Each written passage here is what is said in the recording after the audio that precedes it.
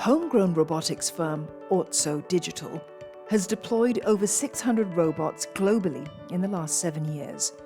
Their robots plug the manpower gap for security, disinfection, cleaning, and last-mile delivery for hotels, malls, and parks.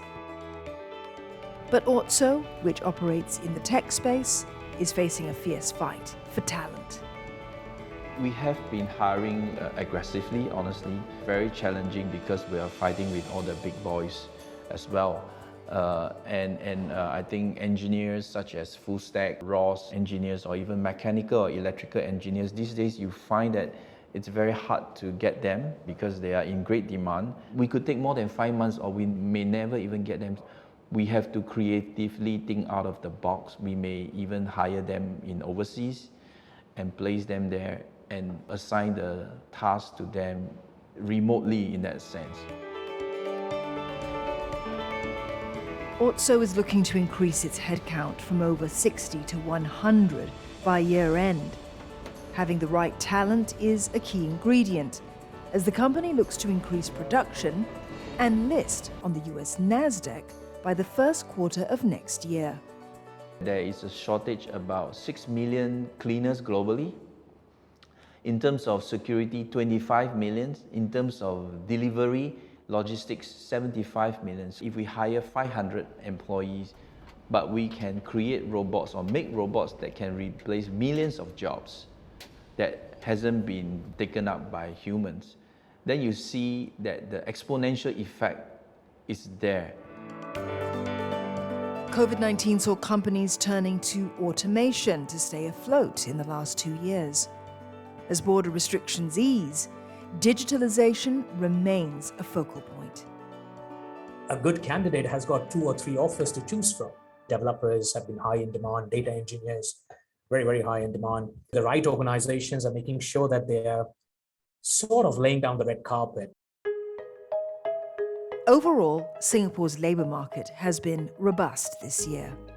Advance estimates show total employment rose by 1.9% in the second quarter. That's a faster pace of growth than the 1.2% recorded in the first quarter, boosted by the increase in non-resident employment, particularly in construction and manufacturing. Unemployment was 2.1% in June, while retrenchments remained low at 1,000 in the second quarter. It's going to be a story of 2 halves. In terms of first half, very strong. Second half, seasonal demand coupled with easing in restrictions, we'll see leisure and travel is stronger. For the goods manufacturing side, perhaps some of the industries will see softer demand, and this is where the hiring may slow down, or that might even see some of them trimming workers. The resignation wave brought on by the pandemic also looms on the horizon. In a survey, recruitment company Michael Page found that 73% of professionals in Singapore are looking to change jobs in the next 6 months. Singapore used to be a classic market where 10 to 15% jump when you're moving companies was considered to be pretty good. We are talking about in certain areas 20%, 30%, and still you have got a competition on hand that it may not translate to a person moving to your organization. So what attracts someone to work for a company? That's something small and medium-sized firms in Singapore have been grappling with. 10 to 15%, you're not going to get people to move. I would say minimum 30% to 50%. Some may even be higher than that if it's a very specialized skill set. But of course, there always has to have a balance. And it's not purely about money, right? So there has to have a certain unique value proposition that the company can offer and sustain and keep them motivated. Make sure that you have a clear competitive advantage over your competitors in the market in terms of gaining market share. To make sure that you don't overdo things in the view of what is out there and what indications you're getting from the market. Because the last thing you want to see is retrenchment exercises. Many are finding that the same people actually moving from one job to another with increasing number of firms, right, that are competing for the same pool of talents.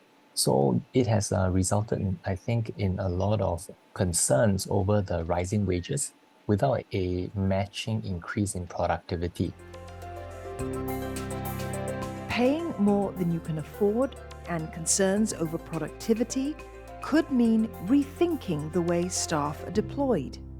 Companies would have to create some form of workable hybrid work environment for them to leverage on the productivity gains when a team is highly bonded and highly in sync, and at the same time provide that flexibility to remotely work, and at the same time, look and explore at offshoring some of the work overseas.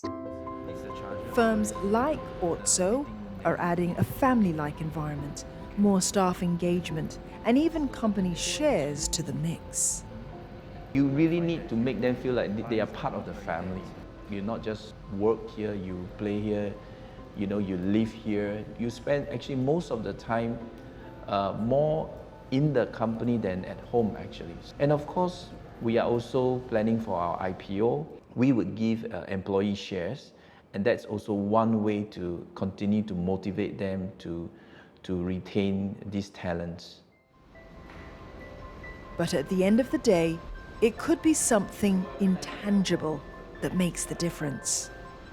Finding a purpose is often the key questions that we want to ask the candidate, and we have to make sure that they have the same vision and goal that the company has. Skill set you can also improve over time, but if you don't have the right value system, then it's very difficult.